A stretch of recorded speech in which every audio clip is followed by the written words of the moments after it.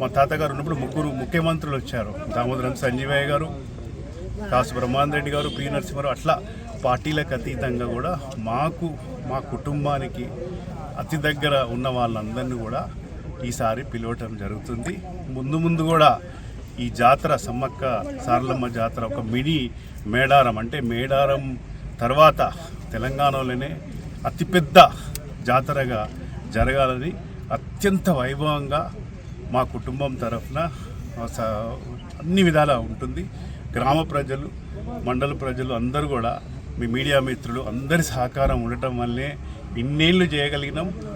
ముందు కూడా మేము ఉండకున్నా శాశ్వతంగా ఒక సంప్రదాయంగా, ఒక ఆత్మగౌరవంగా, ఒక ఉత్సవమే కేవలం ఉత్సవమే జాతరగా కాకుండా దీని ఒక సంప్రదాయంగా ముందు కూడా పర్మనెంట్గా ఉండాలనే ఉద్దేశంతోనూ ఈ 50వ సమ్మక్క సారలమ్మ జాతర జరుగును.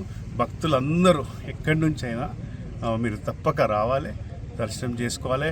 పార్టీలు లేవు, అన్ని అతీతంగా దేనికి లేకుండా అందరూ కూడా మా జాతర అనుకుంటా సారలమ్మ సమ్మక్క ఆశీర్వాదాలు తీసుకొని వెళ్ళాలని కోరుతూ సెలవు తీసుకుంటాం.